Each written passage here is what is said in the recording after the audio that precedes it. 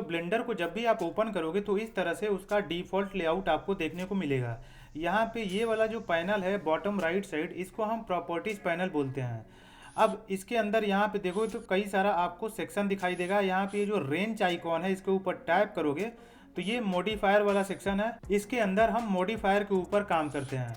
किसी ऑब्जेक्ट के ऊपर आप मॉडिफायर अप्लाई कर सकते हो और उसको मॉडिफाई वगैरह कर सकते हो, वो इस सेक्शन के अंदर से होता है। बाय द वे आपको बता दूं कि अगर आपके ब्लेंडर के अंदर ये वाला पैनल आपको नहीं दिखाई दे रहा है, तो जैसे मान लो ये 3D व्यू पोर्ट है या कोई भी व्यू पोर्ट है, उसके कहीं भी ऊपर कोने पे ले जाओगे तो आपका जो माउस का कर्सर है वो इस तरह से क्रॉस बन जाएगा। तो जैसे ही क्रॉस बनेगा आपको राइट क्लिक करना है, उसके बाद यहाँ पे वर्टिकल स्पीड करना है कि हॉरिजॉन्टल करना है। तो वर्टिकल स्पीड को चूज कर लेना है, चाहे जो भी आपका प्रीफरेंस है, हॉरिजॉन्टल भी चूज कर सकते हो। उसके बाद वर्टिकल स्पीड चूज करने के बाद कितना एरिया देना है नए विंडो के लिए, नए सेक्शन या पैनल के लिए, तो वहाँ पे ले जाके इस तरह से आपको लेफ्ट क्लिक कर देना है। ये आपका एक नया पैनल बन गया। उसके बाद इस पैनल के ऊपर टॉप लेफ्ट साइड ये वाला जो बटन है इसके ऊपर टैप करना है। फिर इस पैनल के अंदर आपको क्या दिखाना है, जनरल के अंदर 3D व्यू पोर्ट दिखाना है, इमेज एडिटर, यूवी एडिटर, या फिर एनिमेशन के ऊपर काम कर रहे हो तो एनिमेशन वाला पैनल दिखाना है, या फिर स्क्रिप्टिंग वाला इसमें से कोई पैनल दिखाना है, या फिर डेटा के अंदर कोई पैनल दिखाना है जैसे प्रॉपर्टीज पैनल। तो अगर प्रॉपर्टीज पैनल चूज करोगे तो ये वाला पैनल यहाँ पे ओपन हो जाएगा। अब इसको अगर आपको बंद करना है या फिर आपको इसका एरिया बड़ा छोटा करना है तो इस तरह से ड्रैग कर सकते हो, नहीं तो इसके ऊपर राइट क्लिक करोगे, उसके बाद ज्वाइन राइट, तो ये वाला जो इसके ऊपर टैप करोगे तो ये वाला जो पोर्शन है लेफ्ट वाला वो राइट वाले के ऊपर जाके पूरा एक्सपेंड हो जाएगा, ज्वाइन हो जाएगा। ठीक है, इतना क्लियर हो गया। अच्छा, अब यहाँ पे देखोगे तो अगर किसी ऑब्जेक्ट के ऊपर यहाँ पे एक और ऑब्जेक्ट मैं ऐड कर लेता हूँ, सपोज करो कि प्लेन ऐड कर लेता हूँ, इसको वाई एक्सिस के ऊपर 4x4 यूनिट मूव कर देता हूँ।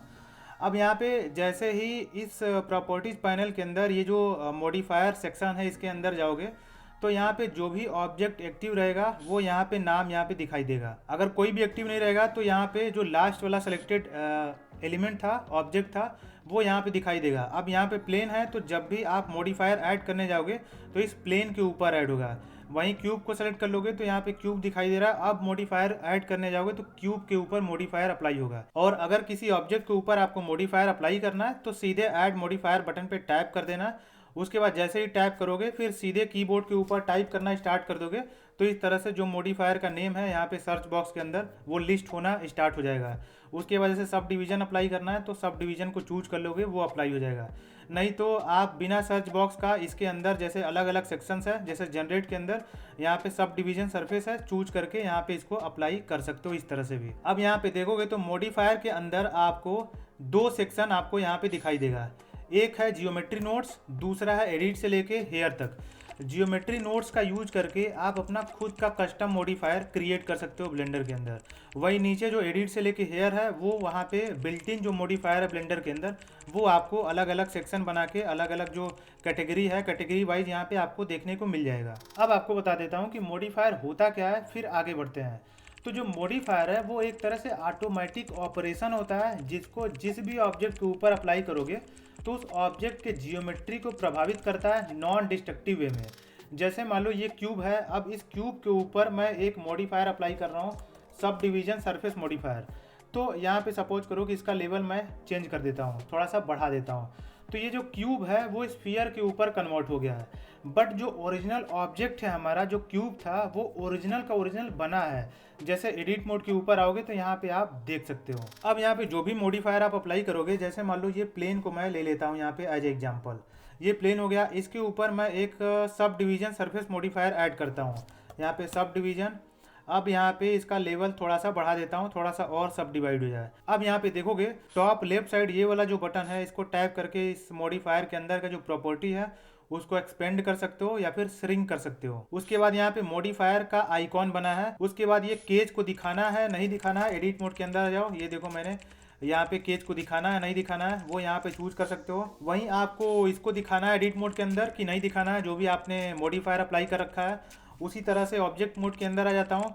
अब ये जो मॉडिफायर आपने अप्लाई कर रखा है उसको दिखाना है नहीं दिखाना है, और यहाँ पे रेंडर के अंदर उसको दिखाना है नहीं दिखाना है, वो यहाँ से आप एडजस्ट कर सकते हो। उसके बाद ये वाला जो बटन है इसके ऊपर टैप करोगे तो ये अप्लाई कर सकते हो या फिर इसका डुप्लीकेट यहाँ पे क्रिएट कर सकते हो। यहाँ पे देखोगे तो सब डिवाइड 2 लेवल का क्रिएट हुआ है।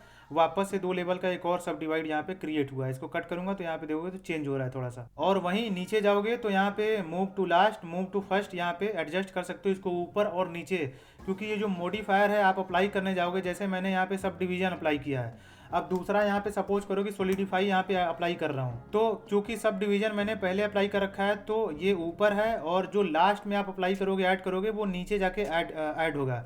और ये स्टैक बहुत मैटर करता है। मैं पहले दोनों को श्रिंक कर देता हूँ। तो यहाँ पे हो क्या रहा है, मैं पहले सॉलिडिफाई के अंदर थोड़ा सा इसको, इसका जो थिकनेस है बढ़ा देता हूँ, ठीक है, और इसको श्रिंक कर देता हूँ। तो यहाँ पे क्या हो रहा है कि ये जो मॉडिफायर है इस स्टैक के अंदर पहले सब डिवीजन है, तो पहले इस प्लेन के ऊपर sub division surface modifier apply हुआ है, मतलब ऐड हुआ है। उसके बाद यहाँ पे सॉलिडिफाई यहाँ पे ऐड हुआ है। अब जैसे ही यहाँ पे ये वाला जो बटन है इसके ऊपर टैप करके होल्ड करोगे, उस तरह से ड्रैग एंड ड्रॉप कर सकते हो। नहीं तो इसके ऊपर टैप करोगे, मूव टू फर्स्ट इस पर टैप करोगे तो ये ऊपर चला जाएगा। अब क्या हुआ है कि पहले ये सॉलिडिफाई मॉडिफायर ऊपर चला गया, तो पहले इस ऑब्जेक्ट के ऊपर, प्लेन के ऊपर सॉलिडिफाई अप्लाई हुआ है, उसके बाद सब डिवीजन अप्लाई हुआ है। अब अगर किसी मॉडिफायर को आपको डिलीट करना है तो ये जो क्रॉस आइकॉन है इसके ऊपर टैप करोगे तो ये सब डिवीजन है, सब डिवीजन सरफेस मॉडिफायर यहाँ से डिलीट हो जाएगा। वहीं अगर आपको शॉर्टकट की यूज करना है तो ये जो बॉक्स है जो मॉडिफायर का है उसके ऊपर कर्सर लेके जाओ, और एक्स की आपको पता होगा कि ब्लेंडर के अंदर किसी भी चीज़ को डिलीट करना है, एक्स की प्रेस करोगे वो डिलीट हो जाएगा। तो इस तरह से हम मॉडिफायर का यूज करते हैं। और मॉडिफायर 3D मॉडलिंग के अंदर बहुत ही इंपॉर्टेंट कॉन्सेप्ट है। इसको आप अच्छे से समझ जाओगे तो मॉडलिंग बहुत ज़्यादा आसान हो जाएगी।